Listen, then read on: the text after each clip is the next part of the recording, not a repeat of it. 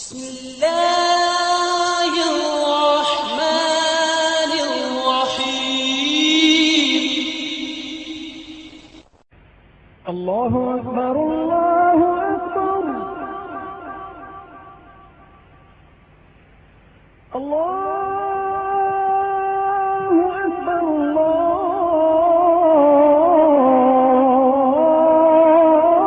الله أكبر. இரவு நேரங்களில் நின்று வணங்குவோம். அல்லாஹ் நம் யாவருக்கும் தௌஃபீக் செய்தான். அல்லாஹ் நம்முடைய தொழுகைகளையும் நம்முடைய நோன்புகளையும் ஏனைய இபாதத்துகளையும் தன் அருள் கொண்டு அங்கீகரித்துக் கொள்வானாக. நம்மில் ஏற்படக்கூடிய குறைகள், குற்றங்கள், பிழைகள், கவனக்குறைவுகள், மறதிகள், பாவங்கள் அனைத்தையும் அல்லாஹ் மறைத்து மன்னித்து தருவானாக.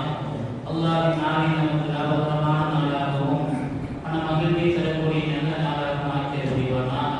கஷ்டங்கள், சிரமங்கள், நோய் நொடிகள், திடீர் மரணங்கள், கோர விபத்துகள், மருத்துவமனை செலவினங்கள் போன்ற வேற ஆபத்துகளை விட்டும் அல்லாஹ் நம்மையும் நம் சந்ததிகளையும் நம்மை சார்ந்தவர்களையும் பாதுகாத்து வருவானாக.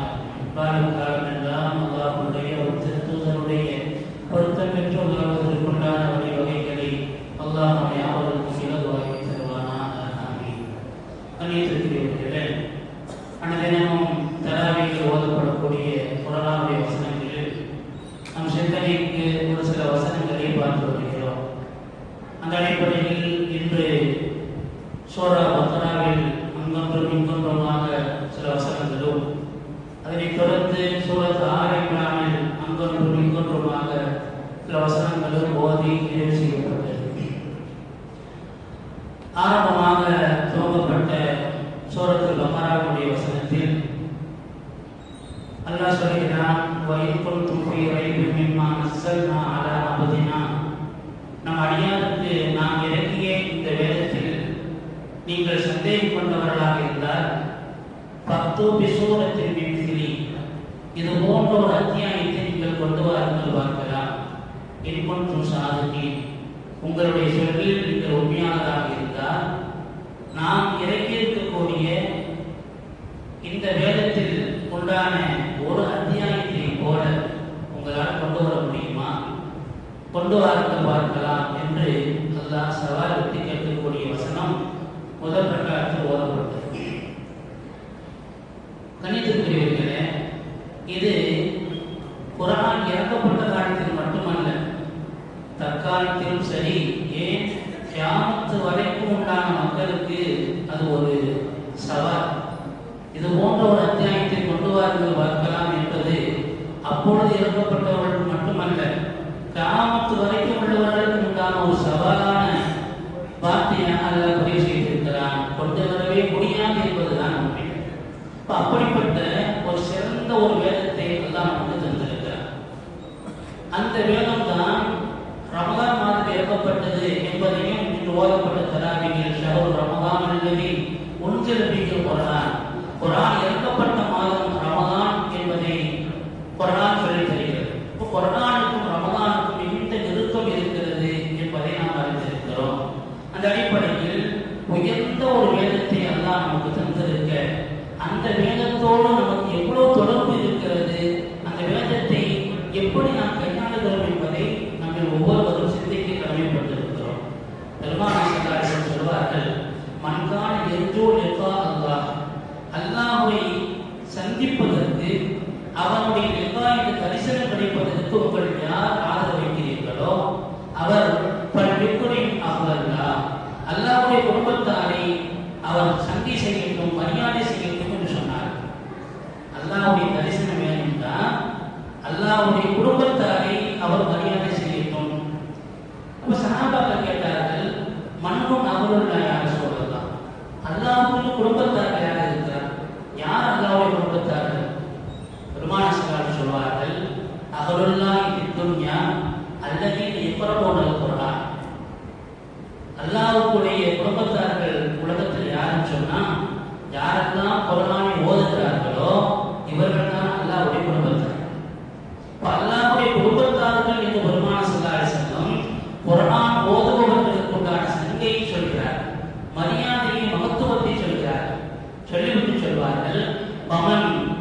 அக்ரமஹும் யார் அந்த குர்ஆன் ஓதுபவர்களை குர்ஆன் உடையவர்களை யார் சங்கை மரியாதை செய்கிறார்களோ அக்ரமஹுல்லாஹ் அல்லாஹ் அவருக்கு மரியாதை செய்வான், அவரை அல்லாஹ் கண்ணியப்படுத்துவான். இதுவும் ஜன்னா அவரை அல்லாஹ் சொர்க்கத்தில் நுழைவிப்பான் என்று சொல்லிவிட்டு சொல்வார்கள். வமன் அஹானஹும் யார் அந்த குர்ஆன் உடையவர்களை கேவலப்படுத்துகிறார்களோ அஹானஹுல்லாஹ் அவரை அல்லாஹ் கேவலப்படுத்துவான்.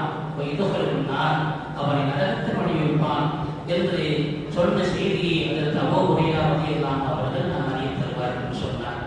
குர்ஆனுக்கு அவ்வளவு மகத்துவத்தை எல்லாம் வச்சிருக்கிறார். உலகத்திலேயே ஒரு வேதத்தை பார்த்தாலே எல்லாம் நன்மை கொடுக்குறாங்க, அது குர்ஆனுக்கு மட்டும்தான். குர்ஆன் போத தெரியல, இருந்தாலும் அதை தொடர்ந்து வரக்கத்தாக பார்த்தான்னு சொன்னால் அந்த பார்வைக்கு எல்லாம் நன்மை கொடுக்குறான். காபாவை கண்குளிர ஒருவர் பார்த்தாலே நன்மை கொடுக்குறான். தன் பெற்றோர்களை பாசத்தோடு ஒருவர் பார்த்தாலே அதான் நன்மை கொடுக்குறான். அவ்வளவு எடுத்துக்கொண்டவர்கள அந்த வேதத்திற்கு உண்டான மகத்துவத்தின் சமூகத்திற்கு சொல்லும் பொழுது அதனை ஓதுபவர்களை அல்லாஹ் தஆலா தன் குடும்பத்தார்கள் என்று சங்கை செய்திருக்கிறான். அந்த சங்கையை பெருமானார் ஸல்லல்லாஹு அலைஹி வஸல்லம் அவர்கள் குர்ஆன் உடையவர்கள் எவ்வளவு மகத்தானவர்கள், அவர்கள் எவ்வளவு மகத்துவம் உடையவர்கள் என்பதை நமக்கு சொல்லித் தருவார்கள். எனவே குர்ஆன் ஓதுவதற்கு உண்டான சூழ்நிலைகளை நாம் உருவாக்கி கொள்ள வேண்டும். மிகச்சிறந்த ஒரு வேதத்தை அல்லாஹ் தந்திருக்கிறான் என்பதை நாம் கவனத்தில் கொள்ள வேண்டும். எவ்வளவு மகத்துவத்தை எல்லாம் தந்திருக்கிறான் தெரியுமா? ஒரு நேரம் இந்த ஜிப்ரீல் அலைஹிஸ்ஸலாம் வர்றாங்க, வந்து பெருமானார் ஸல்லல்லாஹு அலைஹி வஸல்லம் பேசிட்டு இருக்கும் பொழுது அபூதர் கிஃபாரி ரலியல்லாஹு அன்ஹு வழியா போறாங்க. அப்போ ஜிப்ரீல் அலைஹிஸ்ஸலாம் பெருமானார் கேட்கிறாங்க, இவ யார் தெரியுமா? யார்கிட்ட கேட்கிறது? பெருமானார் ஸல்லல்லாஹு அலைஹி வஸல்லம் கேட்கணும், ஆனா யார் கேட்கிறா? ஜிப்ரீல் அலைஹிஸ்ஸலாம் கேட்கிறாங்க, இவ யார் தெரியுமா? இவர் அபூதர் கிஃபாரி, இவர் உங்களுக்கு தெரியுமான்னு ரசூலுல்லாஹ் கேட்கிறாங்க. அப்போ அவங்க சொன்னாங்க, உங்களை விட எங்களிடத்தில் ஒரு பிரபலமானவர்.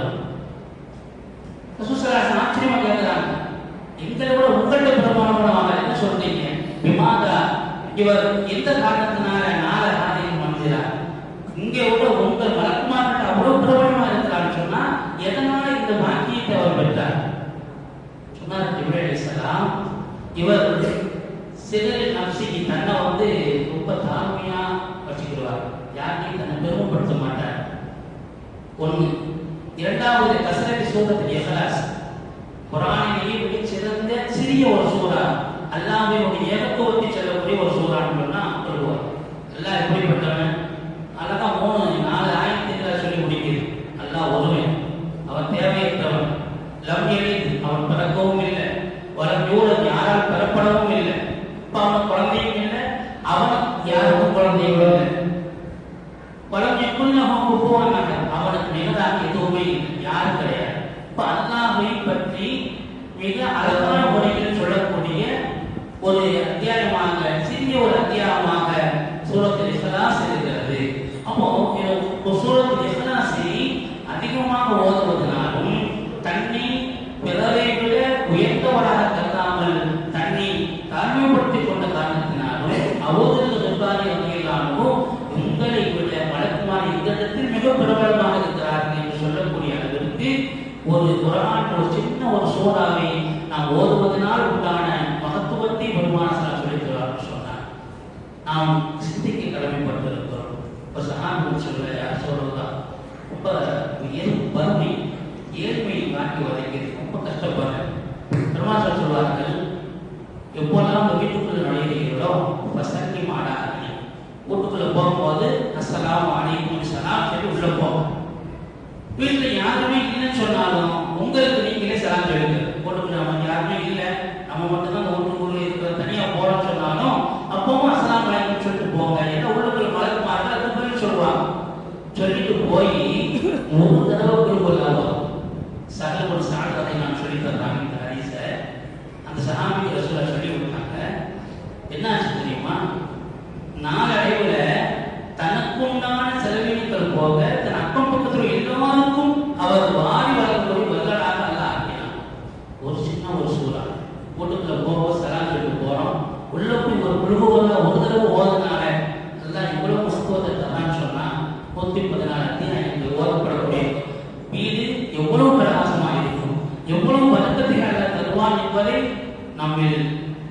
தினமும் சிந்திக்க கடமைப்பட்டிருக்கிறோம். ஒரு காலம் தாய்மார்கள் சகோதரிகள் வீடுகளில் குழந்தைகளை குரானத்திற்கு ஓத வைத்த காலம்.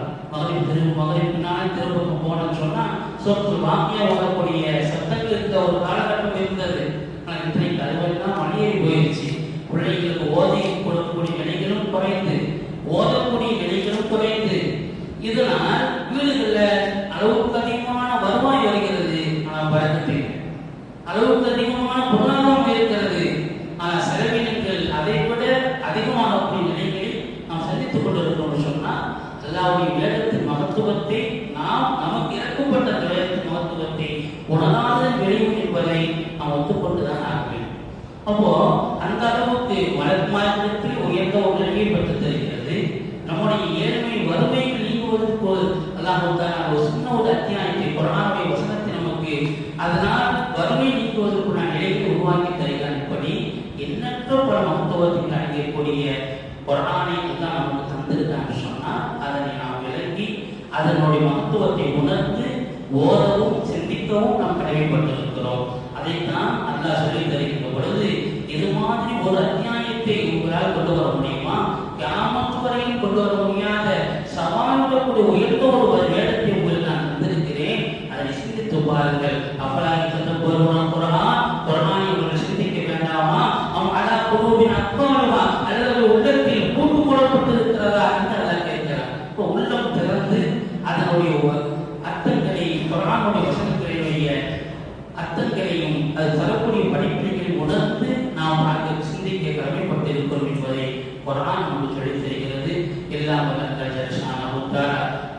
அவருடைய அருளை பெற்று தரக்கூடிய அல்லாஹ்வுடைய குடும்பத்தார்கள் என்று அல்லாஹ்வினால் சந்தைப்படுத்தப்பட்ட அந்த குர்ஆனை ஓதக்கூடியவர்களாகவும் அதனை சிந்திக்கக்கூடியவர்களாகவும் நம் வாழ்நாளில் அந்த குர்ஆன் நமக்கு சொல்லக்கூடிய போதனைகளை கடைபிடிக்கக்கூடிய நன்மக்களாகவும் அல்லாஹ் நம்மையும் நம் சந்ததிகளையும் நம்மை சார்ந்தவர்களையும் ஆக்கிய புரிவானாக.